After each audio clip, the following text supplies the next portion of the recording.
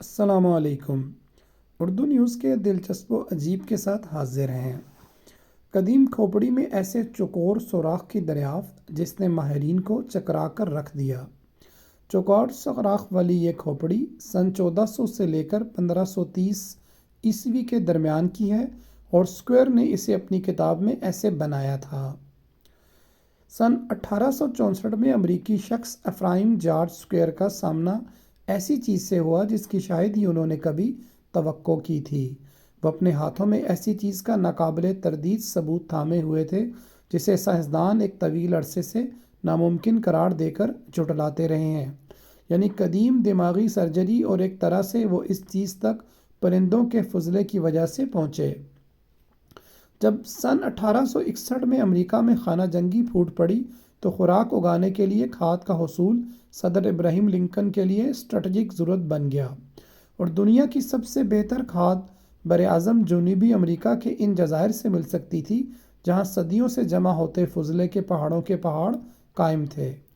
اس لیے سن 1864 میں لنکن نے ایک وفد کو اتنی اہم چیز کے حصول کے لیے پیرو بھیجا، اور اسکوئر بھی اس کا حصہ تھے۔ آثار قدیمہ سے دلچسپی۔ ایک مرتبہ جب یہ کام پورا ہو گیا تو اسکوئر نے اپنی اہلیہ کو کہا کہ وہ اکیلی نیو یارک لوٹ جائیں، کیونکہ وہ اپنے پرانے شوق آرکیالوجی یعنی آثار قدیمہ پر کام کرتے ہوئے کچھ ماہ گزارنا چاہتے تھے۔ اس طرح وہ 1 سال تک ساحلوں سے جنگلات تک اور اینڈیز پہاڑی سلسلے کے سفر کے بعد کوزکو پہنچ گئے، جو پہاڑی سلسلے میں قائم ایک پرشکو مگر الگ تھلگ شہر پہنچ گئے۔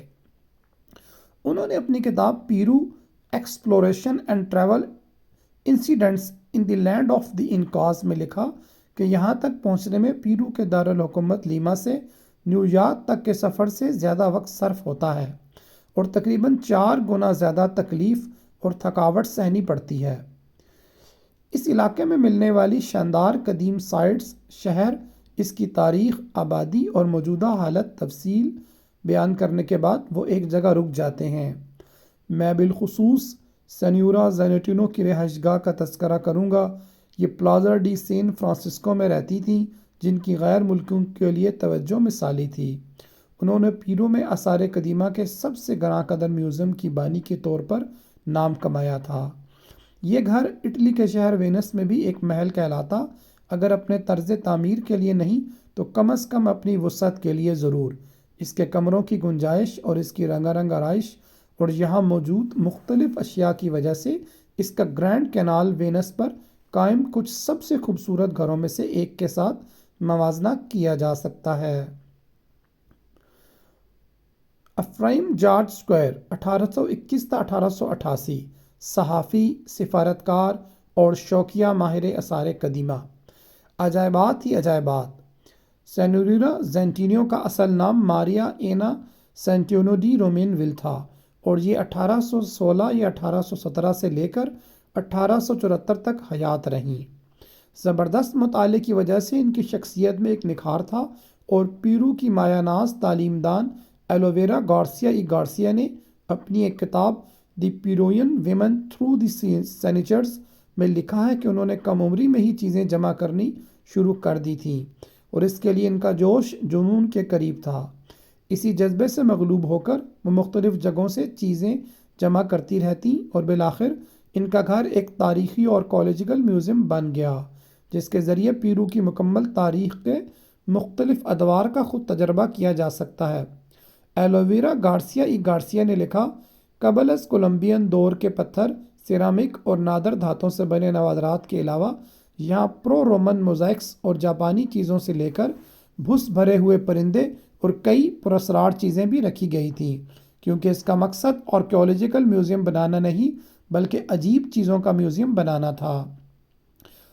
سینیورا زینٹینو کا یہ محل یورپ میں نشاط ثانیہ کے ہالز جیسا تھا۔ کوزکو کی اشرافیہ اور مایہ ناز غیر ملکی مہمان سائنس، آرٹ اور ادب پر گفتگو کرنے کے لیے آیا کرتے تھے۔ ان میں سے ایک اسکوئر تھے، اور یہی وہ جگہ تھی جہاں پہلی مرتبہ ان کے ہاتھ ایسی غیر معمولی قیمتی چیز آئی جو سرجری کی تاریخ بدل دینے والی تھی۔ انہوں نے لکھا کہ کچھ طرز سے مسز زینٹینو کی کلیکشن کی سب سے اہم چیز ایک کھوپڑی کی سامنے والی ہڈی ہے جو وادی UK میں قائم ایک انکا قبرستان سے حاصل کی گئی تھی۔ ان کی توجہ جس چیز نے حاصل کی وہ ایک 15 ملی میٹر ضرب 17 ملی میٹر کا ایک چوکور سوراخ تھا، جس کا انہوں نے بغور جائزہ لیا۔ انہوں نے سوچا کہ یہ قدرتی نہیں ہو سکتا، کیونکہ قدرت عموماً 90 ڈگری کے زاویوں پر کام نہیں کرتی۔ اس کے علاوہ انہیں لگا کہ یہاں نئی ہڈی بننے کے نشانات بھی ہیں، جس کا مطلب ہے کہ مذکورہ شخص نہ صرف اس کٹنگ کے وقت زندہ تھا بلکہ اس کے بعد بھی زندہ رہا۔ پھر انہیں ایک حیرت انگیز خیال آیا، کہیں ایسا تو نہیں کہ یہ دانستہ طور پر کیا گیا ہو اور کسی سرجری کا نتیجہ ہو۔ وہ اس نتیجے پر پہنچے کہ بلا شبہ ان کے سامنے موت سے قبل ٹرپینیشن، قدیم سرجری جس میں کھوپڑی سے ہڈی کا ٹکڑا نکال لیا جاتا تھا، کا ثبوت تھا۔ اسکوئر نے اپنی کتاب میں لکھا کہ ان خاتون نے مجھے یہ تحقیق کے لیے دے دیا اور اس پر امریکہ اور یورپ کے بہترین سرجنز نے تنقید کی ہے، اور اسے تقریباً سبھی لوگوں نے اب تک اس بر اعظم سے دریافت ہونے والے سرجری کے قدیم علم کا سب سے بہترین ثبوت قرار دیا ہے۔ کیونکہ ٹرپینیشن مشکل ترین سرجریز میں سے ایک ہے، مگر یہ اتنا آسان بھی نہیں تھا۔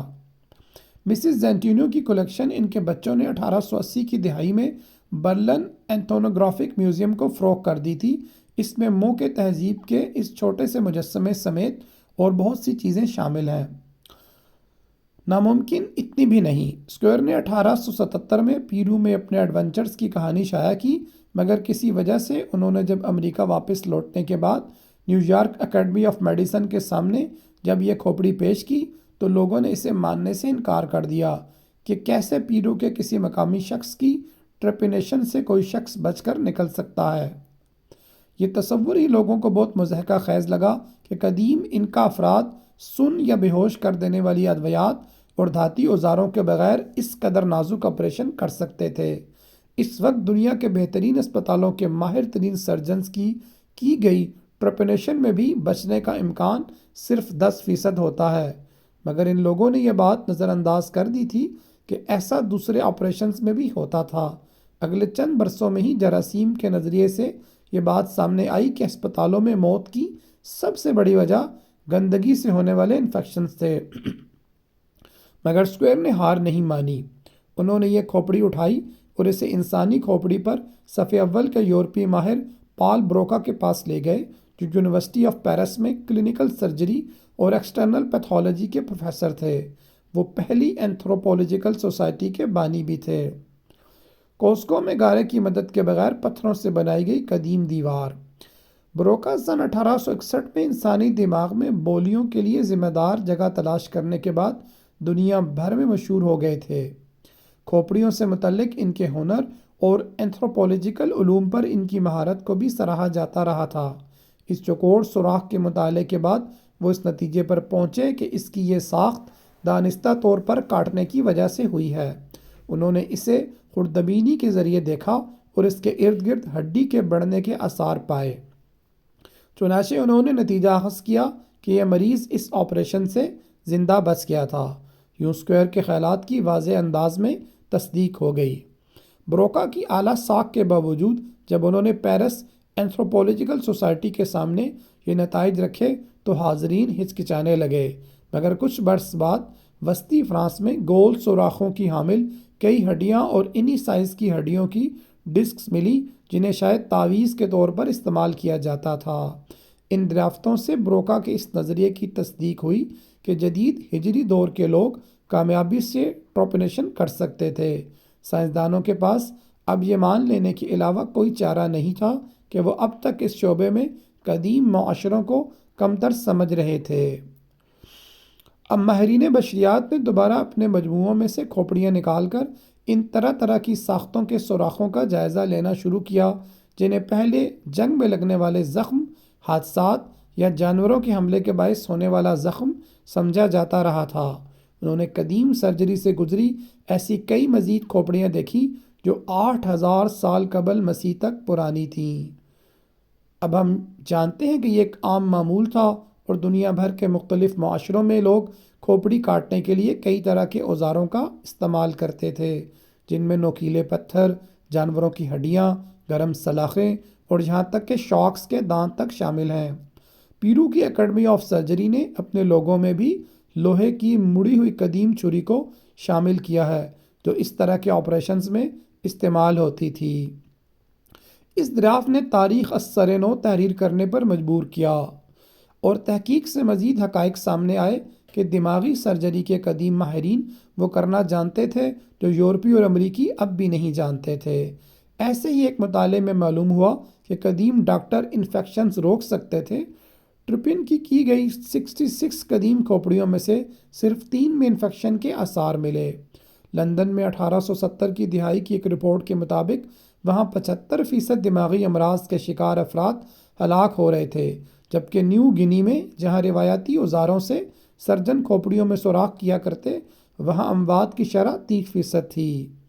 جو بات ہمیں نہیں معلوم وہ یہ کہ قدیم معاشرے کھوپڑیوں میں سوراخ کیوں کیا کرتے تھے، اس حوالے سے کچھ بھی تحریر نہیں کیا گیا۔ بروکا نے ہمیشہ یہ دلیل پیش کی کہ وہ لوگ دماغ میں پھنسی ہوئی بدروحوں کو نکالنے کے لیے سوراخ کیا کرتے تھے۔ ان کا دعویٰ ہے کہ یہ مرگی کے دوروں، چیزیں نظر آنے یا بدروحوں سے منسلک بیماریوں کے علاج کے لیے کیا جاتا تھا۔ یقینی طور پر یورپ میں اس مقصد کے لیے کھوپڑیوں میں سوراخ کیے جاتے تھے، مگر اس حوالے سے کوئی ثبوت نہیں کہ انتہائی قدیم ماضی میں بھی اس کی وجہ یہی تھی۔ اسکوئر اور دیگر ماہرین آثار قدیمہ نے ہمیشہ بدروحوں کے نظریے پر شک کیا ہے۔ ان کا دعویٰ ہے کہ قدیم نیورو سرجنز وہی کر رہے تھے جو نظر آ رہا ہے، یعنی سر کے زخموں کا علاج کرنا جو عموماً معرکے یا بلندی سے گرنے کی وجہ سے لگتے تھے۔